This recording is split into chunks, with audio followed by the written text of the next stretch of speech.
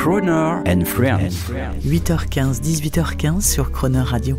Cette semaine, retrouvez la saga des crooners d'hier et d'aujourd'hui, racontée par Jean-Baptiste Tuzet et Natacha Santangeli. Bonjour à tous. Durant toute cette semaine, vous n'allez pas retrouver un artiste ou une personnalité médiatique dans notre talk show quotidien, mais une bonne vingtaine, car nous avons le plaisir de vous offrir une véritable saga du genre crooner.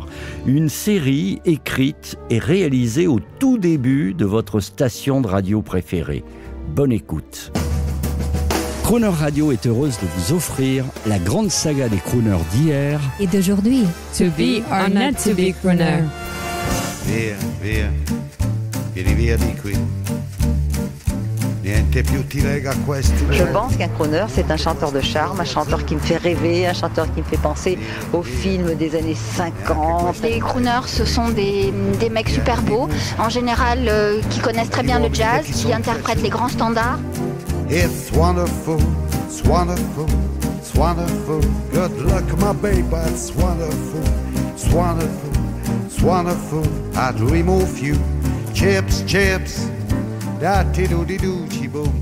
Le chanteur italien que vous entendez là ne chante jamais sans un smoking et même s'il n'a pas la voix souple et chaleureuse de Dean Martin, il a dans les années 80 ressuscité une certaine idée du chanteur de charme, tout comme d'autres l'ont fait avant lui et après lui. Et parmi ceux-là, il y a même les chanteurs d'opéra qui, une fois la gloire venue, ont envie de tenter de nouvelles expériences et de sortir du carcan de l'opéra pour devenir des chanteurs pop à part entière. C'est ainsi que Luciano Pavarotti, grand fan de Sinatra, s'est retrouvé à chanter en duo avec lui, et quand on lui a demandé si ça ne le dérangeait pas qu'on le traite de crooner, eh bien voici ce qu'il a répondu.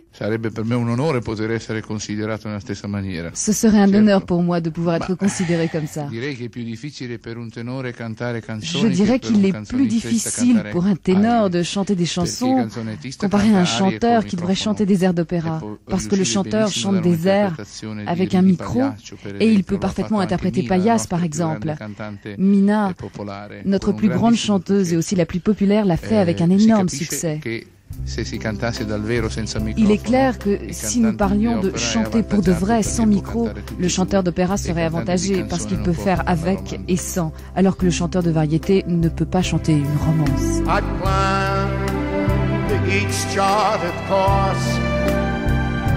Each girl was there along the byway and more, much, much more.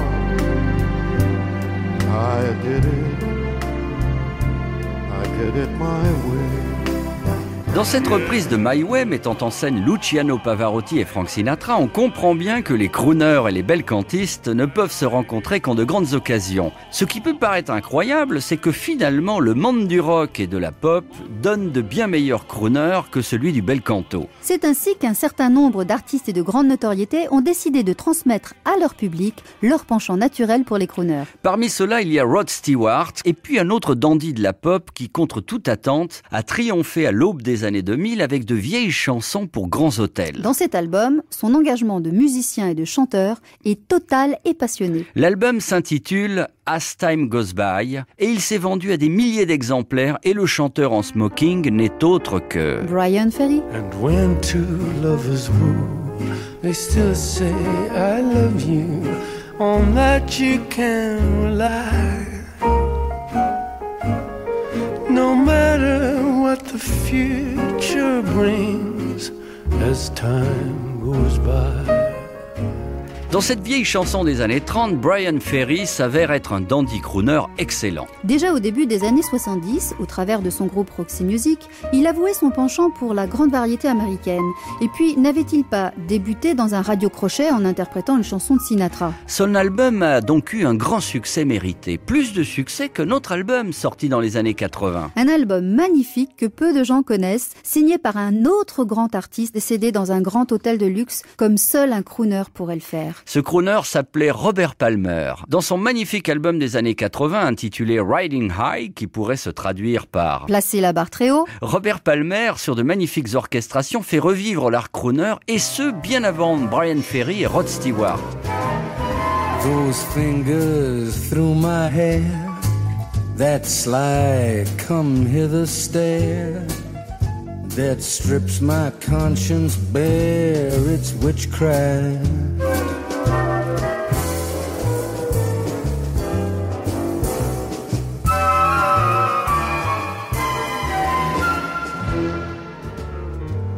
Demain à 8h15 et 18h15 dans Crooner & Friends, vous retrouverez la saga des crooners d'hier et d'aujourd'hui.